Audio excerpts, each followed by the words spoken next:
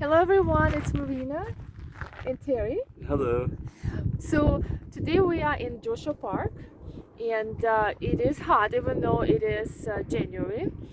And the topic of our video today is survival. And we're prepared, we're bringing water and actually heading to the archwork first. So we'll share our thoughts later. We just read another sign that said, please don't die today.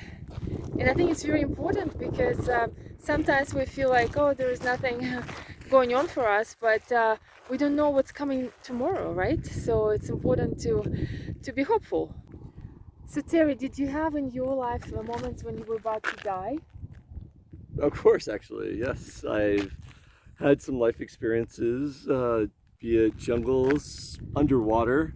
Obviously, just like this, I've been in some desert plain areas where we Uh-huh. were away from civilization, and it gets scary. It does get scary And when what you're was the in, first thought that came to mind?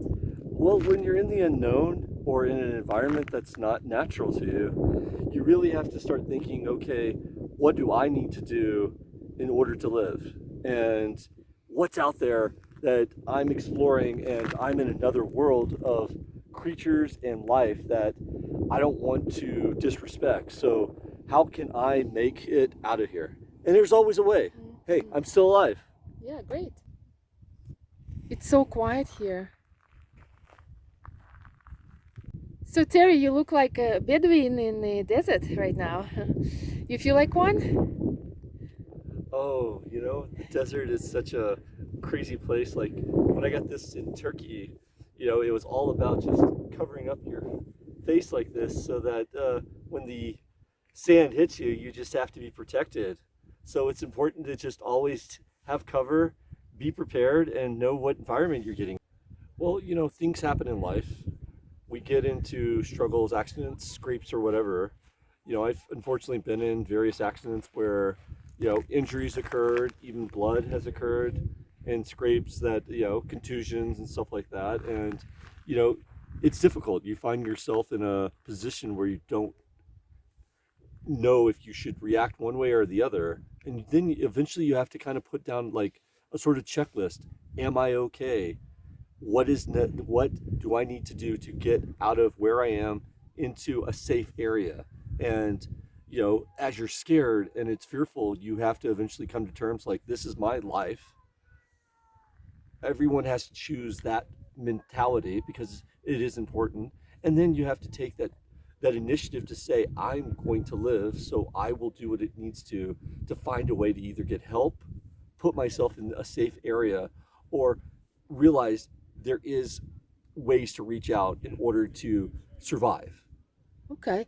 And what do you think motivates you? I mean, everyone has something that they want to, live for, right? Something that keeps them going. Some people who have children, they may say, "Oh my God, I need to survive just for my child."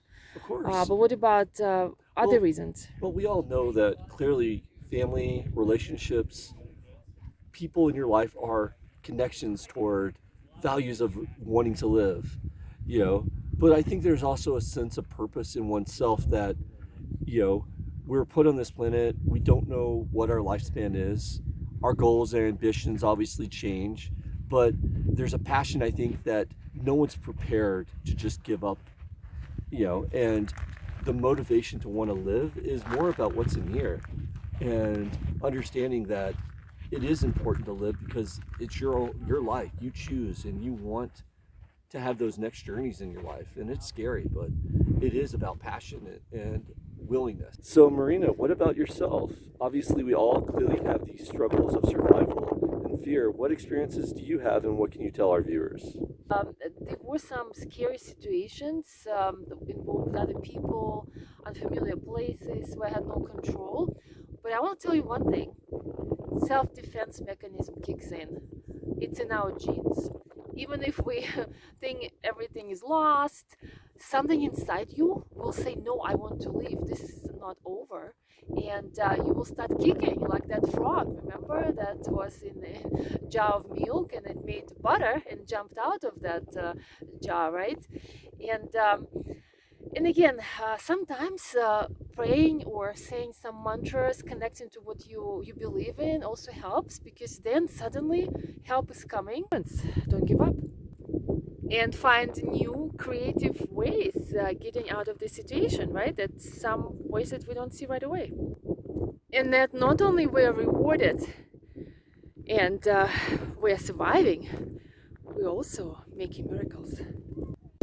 So we drove more to the south and we reached this cacti garden, which is very spooky, different, and interesting. I also think that some people who go through near-death experiences, they actually come with this spiritual knowledge that they gain about what else I didn't know, or what else is so important, and maybe that sharp pain or realization that it does help us in life. And I can share something that I experienced when I was kidnapped. I really felt that humans should not do that to each other, and there were two main lessons that I got out of it. Life is so valuable, nothing else is important. No material belongings that were taken from me are important, but it's life. So continue living, because everything else you can gain later. But the second one is that it is important to maybe solve a problem. And my problem was, how can humans do this thing to other humans? And this is wrong, right? Something should be done about it. And that was the purpose of my life after that. Drove to Skull Rock. We're gonna watch it closer. So this is the Skull Rock. It's a great place to finish the video. The most important part, there is always time to die, but there's not enough time to live sometimes. So we should use it wisely.